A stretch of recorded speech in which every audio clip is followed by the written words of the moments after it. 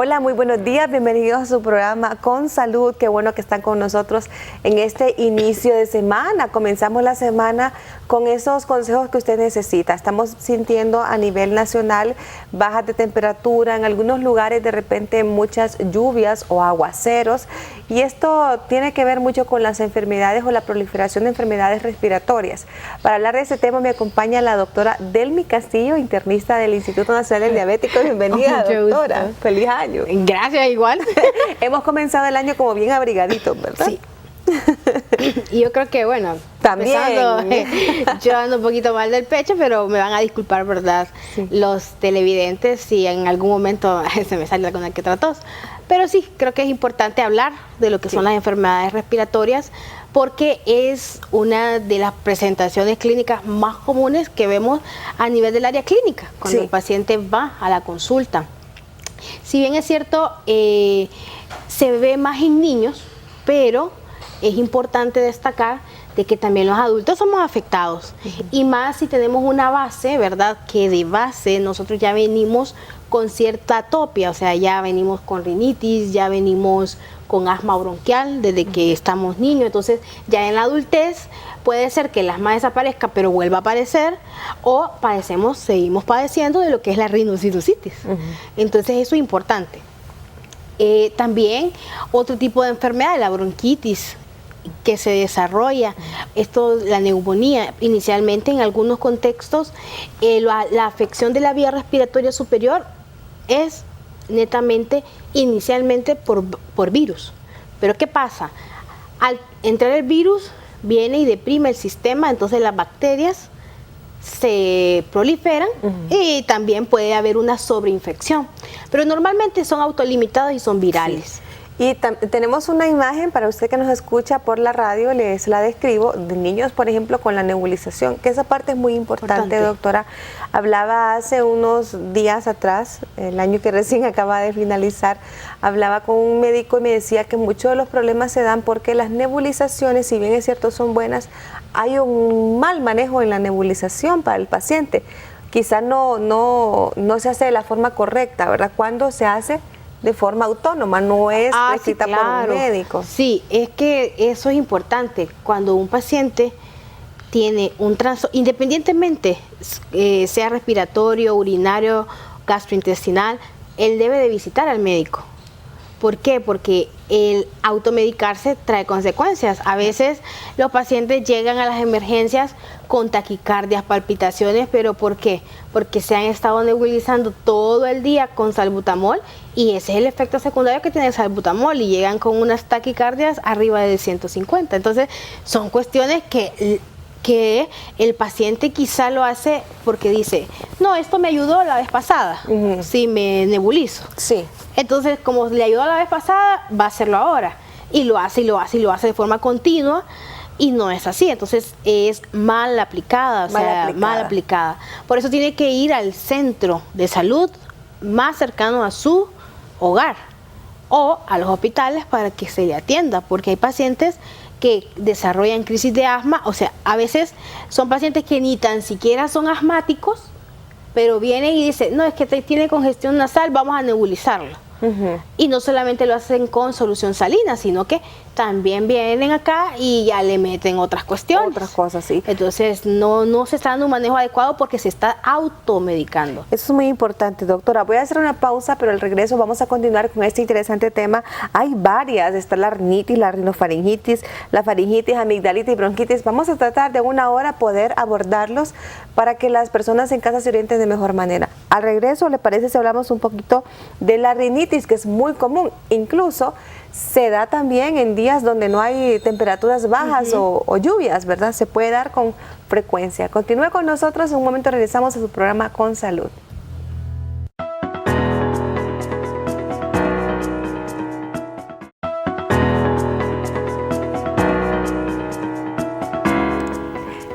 bueno que siguen con nosotros en su programa Con Salud. Estamos hablando de las enfermedades respiratorias, que es sin duda las temperaturas bajas, las lluvias y los cambios. Estamos en un cambio constante, de repente hace frío, otras veces calor, llueve, luego no llueve, entonces eso afecta mucho para que nos enfermemos, sobre todo de la vía aérea superior. Vamos a hablar ahora de una de las afectaciones muy comunes, no solamente se da en el tiempo de frío o de lluvia, se da también en el tiempo de calor. Exacto. La rinitis. ¿Qué es la rinitis, doctora Adelmi? Prácticamente aquí estamos hablando de que hay un proceso que está causando una inflamación, o sea, tiene que haber, va asociado a la alergia. Entonces, una rinitis alérgica. Va asociado a un alergeno, hacia algo que el paciente, por ejemplo, el polvo. Polvo. ¿Verdad? El polvo es de los más comunes. Entonces, viene y empieza a barrer, más que todo en esta época de verano, que está bien seco. Claro. Empieza a barrer la señora de la casa o la adolescente, empieza a barrer el patio de su casa o el corredor y levanta polvo. Y esto entra a la vía aérea, ¿verdad? La vía aérea inicia desde la nariz, luego va acá, la nasofaringe y todo hacia abajo y termina pues ya en los pulmones. Entonces entra en la nariz y empieza ese alergeno, o sea, ese polvo, y hace que estornude, ¿ok? ¿Por qué? Porque ahí nomás activa lo que es una respuesta, porque el cuerpo viene y crea la respuesta y empieza el paciente a estornudar para sacar el alergeno. Sí. Y luego, tanto así que si se está exponiendo a ese alergeno de forma constante, ese se perpetúa, ¿verdad? Sí. Ahora bien, de la de la rinitis podemos pasar a una rhinosinusitis. O sea, ese puede ser el primer paso de una rhinosinusitis. Exacto, porque ahí podemos ver en la imagen, vamos a explicar, ahí nos está mostrando lo que son los senos paranasales. Sí. Como todo entra por la nariz, entonces empieza a haber producción de moco, además del estornudo, empieza a haber bastante producción de moco. Pero también hay comunicación, la comunicación de la nariz con los senos paranasales, que se nos llenan de moco, y ahí ya hay una sinusitis. Ahí podemos decir, para que la gente se haga una idea, donde llamamos nosotros en la bolsa de los ojos, debajo de los ojos. O en la frente, porque están los senos paranasales frontales y los maxilares. Ahora bien, es donde el paciente viene y además de gripe, estornudo, está estornudando, está con aquella secreción, con aquel moco, y está con moco pero blanco, todavía no ha cambiado de color. Ese es como medio líquido, aguadito. Ajá, exactamente. Entonces empieza, y luego de allí empieza a haber dolor facial, le duele la cara, le duele la frente, y empieza a haber fiebre. Entonces ahí ya podemos pensar de que lo que ya no es una simple rinitis, ya pasó a ser una rhinosinusitis, y que en este contexto va a haber también cambios en la coloración de lo que es la secreción. Se vuelve amarillento, un poquito como más, exactamente, y va acompañada de dolor y malestar general, pues el paciente se siente mal, un mal estado general, y se le nota, ¿verdad?, al paciente que está mal, se ve mal, clínicamente se ve mal. Entonces se inicia antibióticos. Ahí tengo una duda, doctora. Cuando hay personas que me han dicho, yo padezco de sinusitis, entonces digo yo, ¿será que esto es una cuestión permanente en la persona, o es que son episodios que se dan con el cambio de temperaturas? Cuando se habla de la sinusitis propiamente. Es que si va relacionado a un cambio en cuanto a lo que es el clima, o sea, estamos hablando de una cuestión netamente alérgica, cambio de clima, de temperatura, y esto es agudo. Cuando ya esto se cronifica, hay que buscar otros tipos, hay que buscar otra causa del por qué este paciente está teniendo sinusitis. Entonces acá lo que hacemos es derivarlo al otorrinolaringólogo, porque ya con el otorrino va a determinar realmente qué es lo que está pasando, por qué este paciente está creando sinusitis a repetición, o sea, que se le está acumulando líquido en los senos paranasales de forma crónica. Entonces ya es manejo del otorrino. Y debe ser muy, muy doloroso también para la persona, ¿verdad? Porque prácticamente hay un cuadro infeccioso ahí que debe ser tratado con antibióticos. Sí, claro. Y además de eso, la mala calidad de vida también, porque siempre andan con ese dolor facial y todo eso. Entonces sí, se deriva se deriva porque hay que ver cómo está el tabique, hay que ver cómo están los cornetes, que son estructuras que están dentro de lo que es la cavidad nasal. Sí. Aquí estamos viendo ya la nasofaringe, ya estamos viendo lo que llamamos pues la abertura de la boca. Sí. Podemos ver que está toda roja, eso le llamamos hiperemia. Muy probablemente este paciente tiene que tener algún tipo ya de problema respiratorio, ¿verdad? Muy probablemente ya va a tener amigdalitis o ahorita está empezando con un proceso nada más viral. Cuando ocurre esto, ¿hay dolor en esa sí, claro, área, el paciente va a empezar a sentir esa picazón o va a sentir ardor en la garganta, literalmente. Está con aquella moquera, pero empieza con ardor en la garganta. Entonces, ahí es porque ya bajó.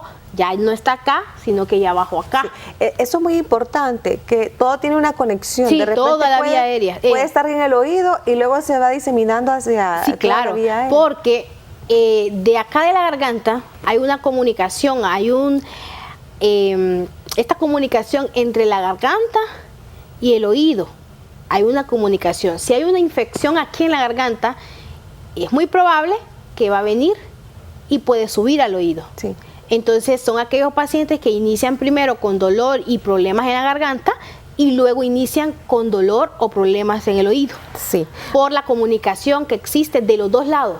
Sí. De los dos lados entre la garganta y el oído. Vamos a hablar de la rinofaringitis. O hay gente de repente que el diagnóstico le dicen tiene rinofaringoamigdalitis. Que es lo mismo, y que la verdad lo que están diciendo, lo que está diciendo el doctor es que mire, usted tiene gripe, o sea, tiene rinitis, además de eso tiene faringitis porque está alterada la faringe, y además de eso, pues las amígdalas le están afectando porque como la amígdala, o sea, es un órgano que también nos ayuda, o sea, va dentro de la producción, o sea, ahí tiende a acumularse hay una respuesta, sí. Entonces empiezan a haber ciertas pústulas, como a veces la gente se la puede ver, y se pone frente al espejo, abre la boca, saca la lengua y puede ver algunos puntitos blancos alrededor de toda la amígdala.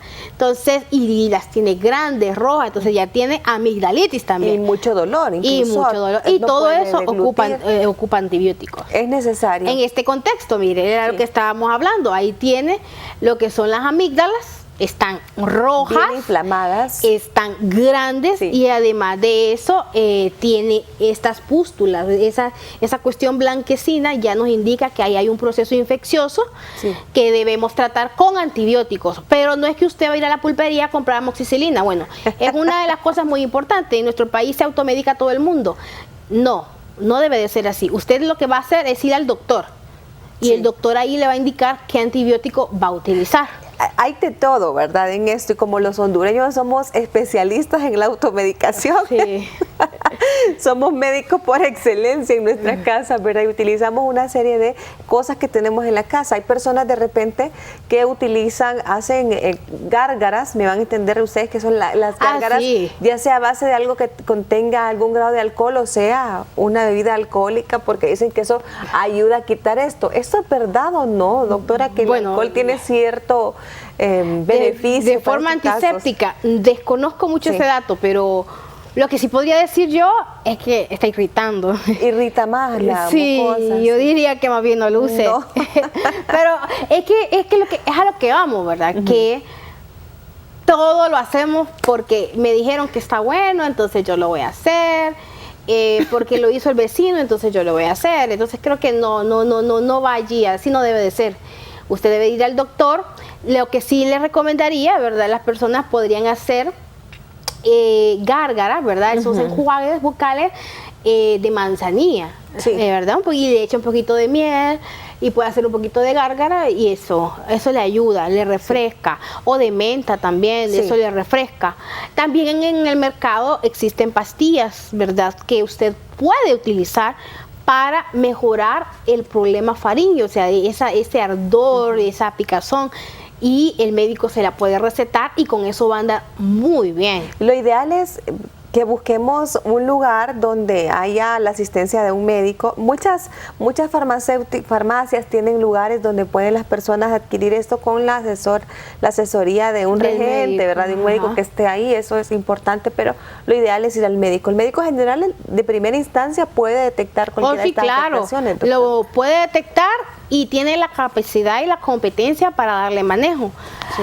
¿Qué pasa cuando ya ve el médico que no hay una buena evolución clínica? Entonces lo deriva. Por ejemplo, un paciente que empezó con rinitis, luego se le bajó, hizo faringitis, hizo amigdalitis, pero sigue en mal estado general y ahora le vuelve nuevamente, ¿verdad? A los 7 días le regresa al doctor y le dice: doctor, ahora me canso el pecho. Ya bajó al pulmón. Ya bajó. Ya. Sí. Entonces ya en ese contexto, ya el médico dice, aquí puede estar pasando algo.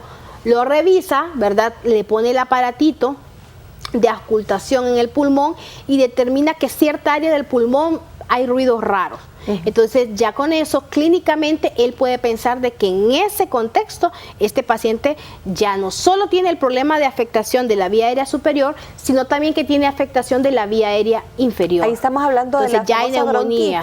Bronquitis o neumonía. En este contexto, cuando solo está localizado, estamos hablando de neumonía. Cuando un ruido, uno como médico examina, la parte clínica es fundamental.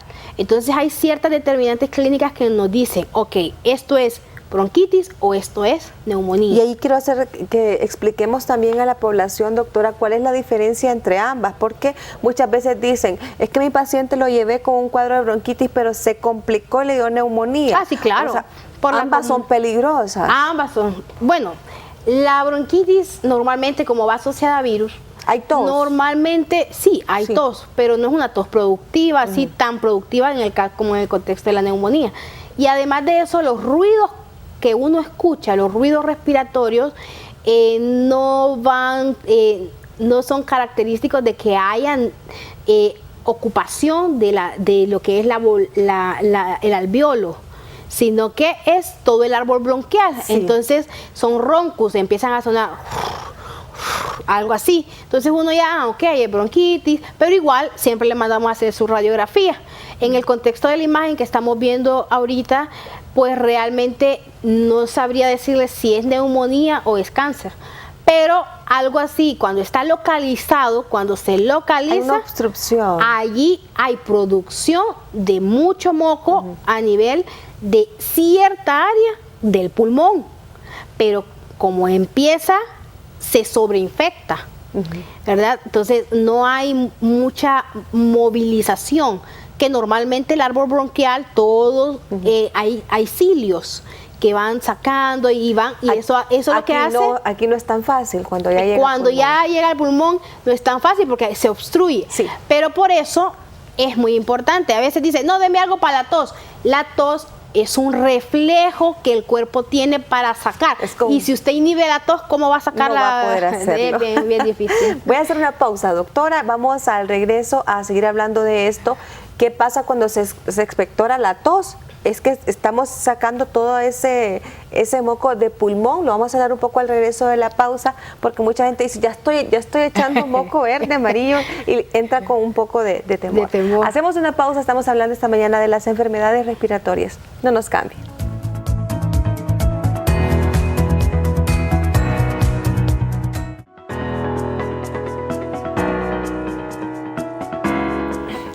Qué bueno que siguen con nosotros. Estamos hablando de las enfermedades respiratorias en su programa Con Salud, en compañía de la doctora Delmi Castillo, médico internista.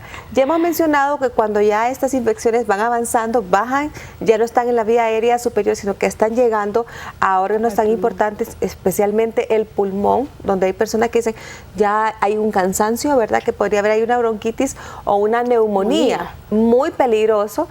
Y comenzamos con ya empezamos a hacer esa tos y a empezar a sacar toda esa infección, ese proceso infeccioso, que no se logra solamente con la tos. Pero hay algo muy importante, doctora, que lo mencionamos en la pausa.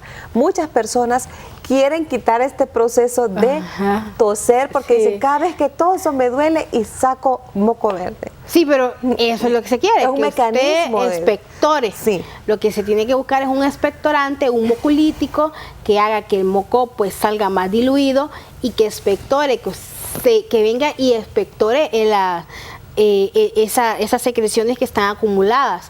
También otro punto importante, lo que se puede hacer en algunos casos de los pacientes que acumulan mucho moco, digamos pacientes que bueno, que es parte de las enfermedades respiratorias, pero no netamente agudas, sino que ya crónicas, los pacientes que ya tienen un trastorno de lo que es la dilatación del bronquio, entonces ya tienen bronquiectasias, los pacientes que tienen enfermedad pulmonar obstructiva crónica, que ellos perennemente acumulan mucho moco. Entonces, ¿qué es lo que hacemos, verdad? Se le da terapia respiratoria y también en algunos casos de los pacientes, pues se le da estas palmaditas, ¿verdad? En el pulmón para hacer que afloje un poco ese moco y ahí eso ayuda, ¿verdad?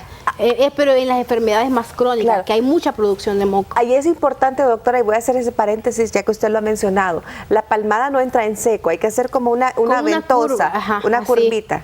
Una curva, exactamente. Porque si no lo que estamos haciendo es causando una lesión. Sí. Es como una especie de ventosa, o sea, la mano, no sé si se logra ver así, para que quede como un vacío ahí. Y la palmadita y eso.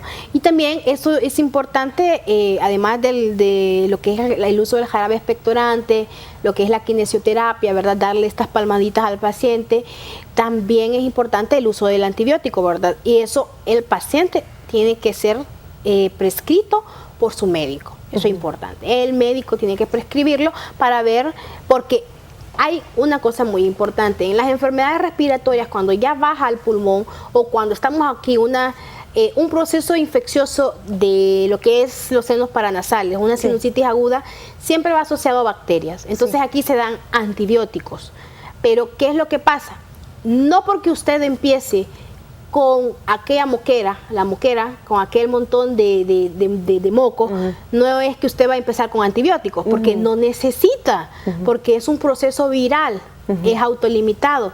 Entonces, ¿qué es lo que usted ocupa? Abundante agua, cítricos y descanso, además de acetaminofén, descanso. ¿Hay exámenes de laboratorio que se hagan para descartar, para indicar o no el uso de antibióticos, doctora? La evaluación clínica es lo más importante, más que un examen de laboratorio, es que usted inicialmente pues le describe a su médico qué es lo que está pasando. Entonces, este problema, aquí el paciente está teniendo algo viral. Luego el médico va determinando si el paciente tiene una buena evolución clínica y en 3 días está bien, fue viral autolimitado. Pero si después de 2, 3 días empieza con fiebre, ya empieza con dolor en la cara, empieza con cansancio y vemos que el paciente, esas fiebres va aumentando, aquí ya es un poquito más complicado. Claro, ahí va el criterio, pues la clínica es fundamental. Es fundamental. A usted que nos escucha por la radio le describo la imagen. Tenemos 4 tipos de coloración, ¿verdad? De esta mucosidad que va cambiando y ahí es importante porque muchas veces hay preocupación. Hay personas que dicen, ya estoy tosiendo con sangre, o sea, viene acompañado de sangre, ya sea vía por la nariz, ¿verdad? O también al momento de toser. Ok, eso es. Y hay preocupación ahí del paciente. Es importante, cuando usted estornuda, se suena, ¿verdad? Usted viene, agarra un trapito y usted mira que saca sangre, puede ser que como ha estado tanto tiempo estornudando y con ese proceso de rinitis, está mucha fragilidad a nivel de los capilares, a nivel nasal. Entonces eso puede ser una de las causas, puede ser. Pero en ese contexto también, ¿qué es lo que hacemos? Vamos y lo derivamos al otorrino, porque hay que determinar realmente de dónde está perdiendo sangre este paciente y por qué lo está perdiendo. Otra cosa importante, cuando el paciente tiene tos y la tos, la expectoración, sale con sangre, en nuestro país, en Honduras, lo primero que yo pienso, más que neumonía, es en tuberculosis. Porque somos endémicos de tuberculosis. Pero pregunto, doctora, y perdón que le interrumpa, esta expectoración, o sea, ese momento que tose y sale esto, ¿va a venir solo la sangre o acompañado de acompañado de la mucosidad? Ambas. Sí, de ambas.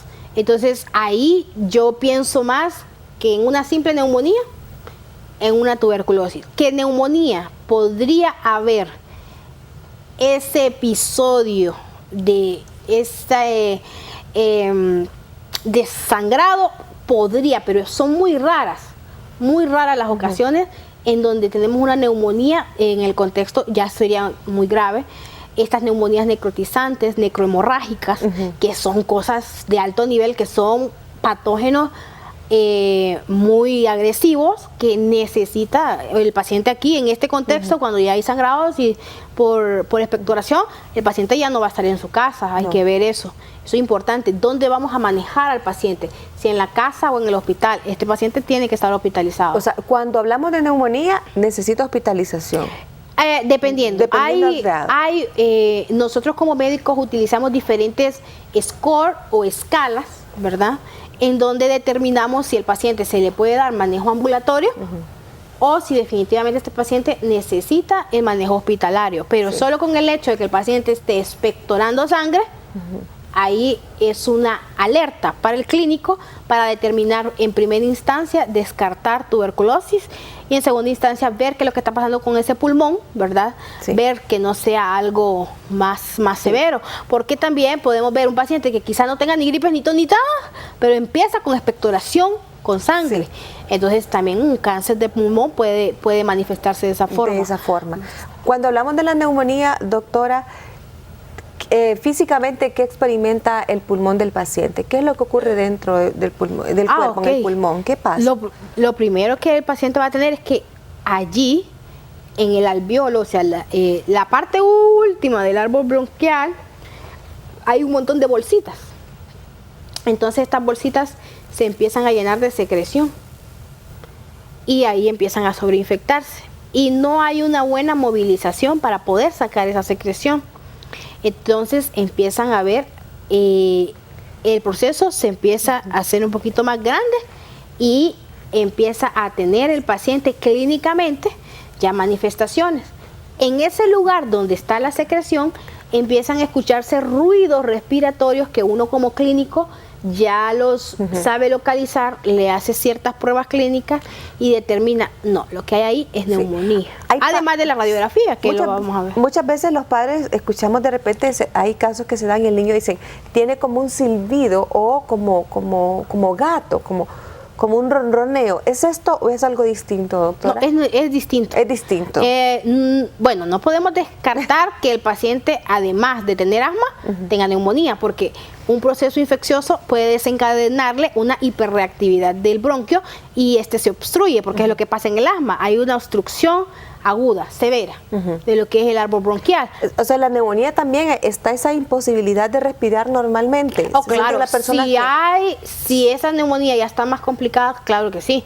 Pero si una neumonía que viene autolimitada, viene empezando, el clínico le hace las pruebas, en la radiografía está bien localizada, se le hace gasometría arterial, no hay hipoxemia, entonces el paciente puede responder a antibióticos ambulatorios, con un manejo ambulatorio, perfectamente lo podemos manejar ambulatoriamente. Pero ¿qué pasa con estos pacientes que usted me dice que empiezan con el ronroneo o el girgir en el pecho y un montón de cosas que dice? Bueno, eso es obstrucción de la vía aérea y la principal causa de esa hiperreactividad bronquial es el asma, ¿verdad? Entonces acá y es más en los niños, ¿verdad? Porque el asma bronquial es más en niños. Entonces el niño principalmente, y el niño estuvo bien todo el día, se puso a jugar y después de jugar ya empezó a cansarse. Entonces allí empieza a sentir que le silba el pecho. Entonces eso es ¿por qué? Porque al momento de entrar el aire entra bien, pero al momento de salir le cuesta salir. Claro, porque entonces silba. Es lo que uno escucha, es un silbido, dicen las mamás. Es un silbido, entonces eso es asma. Claro. Habría que determinar la edad, porque ya si es en chicos, más chicos, ya lo maneja el pediatra y puede ser también bronquiolitis, o sea, son otras enfermedades netamente que de niños que lo maneja el pediatra, pero posteriormente lo puede predisponer al desarrollo de asma bronquial. Muy bien, vamos a hacer una pausa, doctora. Al regreso seguimos con más detalles de esto. Hablaremos un poco del uso de esteroides para liberar de alguna forma la vía aérea, si se puede dar, si hay obstrucción en la vía nasal también, en el área nasal, y también cómo hace para poder respirar bien esa persona, se necesita oxígeno u otro tipo de equipos para que le ayuden. Ya vamos a hablar un poco de esto. Continúe con nosotros, estamos hablando de las enfermedades respiratorias que se están dando con mucha frecuencia en este tiempo. Ya volvemos.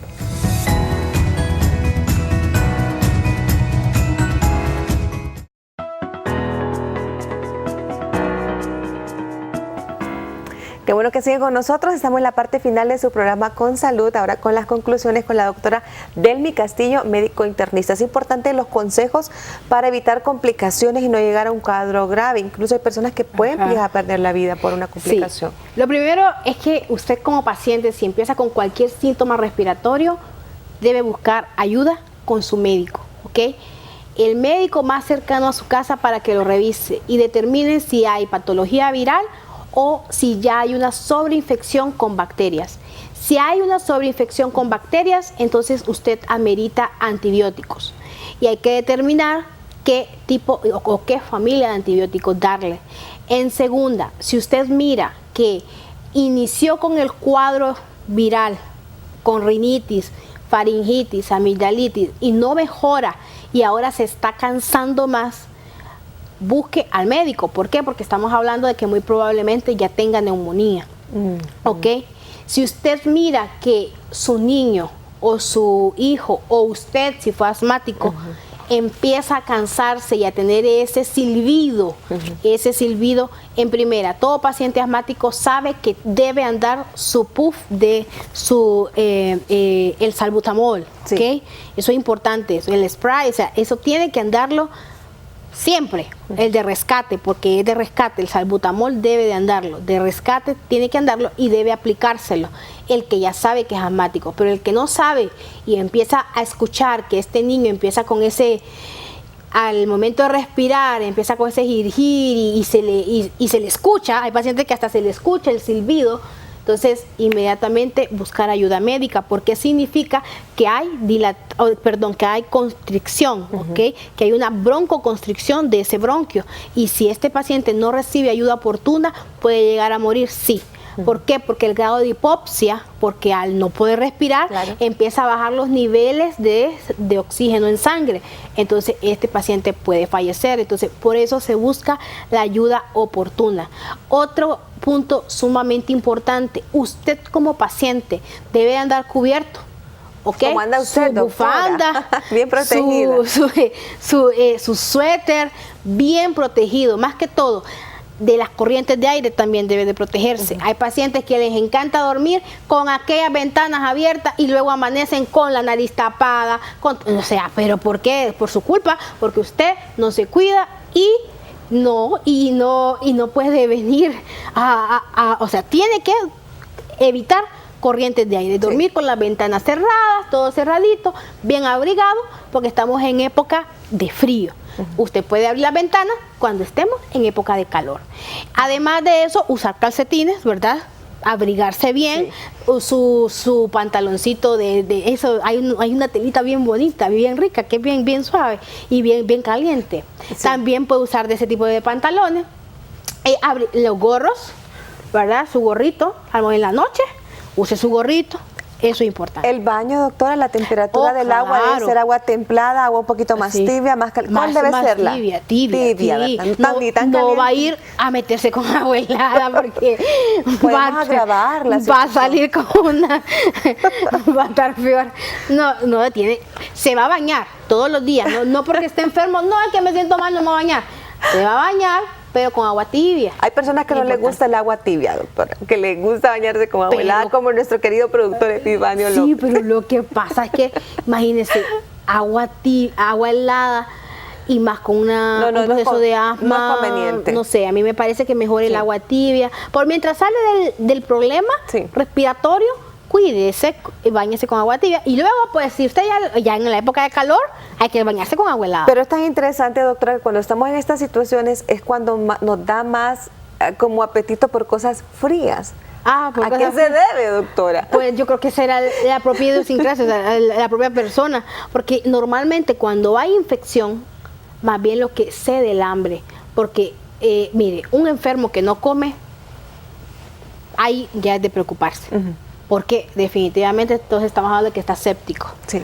Pero un enfermo que le está dando antibiótico y está comiendo bien y me dice que no vomita, que está bien, no, entonces yo me tranquilizo, sé que va a tener una buena evolución. Pero un enfermo que uno mira que no come, está con vómito, mal estado general, más bien ya uno cuidado. Se preocupa un poco más. Pues sí, doctora, pues estamos llegando al final y lo más importante es que la gente siga, si está con antibióticos, sígalo al pie de la letra, en las horas y el tiempo que se le ha indicado, porque luego crea una resistencia si no lo continúa, y aunque vuelvan a darle un antibiótico fuerte, ¿verdad? Ya quedó resistente su cuerpo. ¿Dónde la localizamos en la consulta pública y privada, doctora? Bueno, estamos a sus órdenes en el Instituto Nacional del Diabético, en horario matutino. Ahí estamos todos los días, ¿verdad? A menos que tengamos otra cosa que hacer, pues no nos va a encontrar. Pero ahí normalmente estamos todas las mañanas, en la parte de arriba, en la clínica 4, con la doctora Castillo. Solo pregunte por mí, yo le puedo ayudar ahí con cualquier cosa. Ya a nivel privado, pues estamos en Climedenti, en el Centro Médico Climedenti, queda en la Kennedy, segunda entrada. Solamente me llaman a mi número y ahí se le agenda la cita en base a cómo esté mi horario, porque también doy clases. Demos el número, doctora. Es 9508-9028. Muy bien. Eso es importante. Entonces, y ya los días, eso es de lunes a viernes por la tarde. Los días sábados también estamos en el Centro Médico Esther, queda en Comayagüela, para aquella población de allá que me decía, doctora, es que no, pero allá estamos también.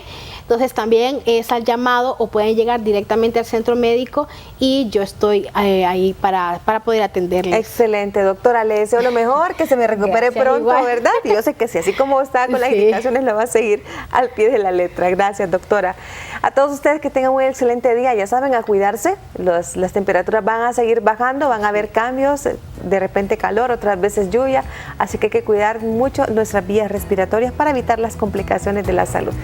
Los espero el próximo programa, mañana a las 10 de la mañana, y en repetición siempre el programa puede verlo por Suyapa TV. Hasta pronto.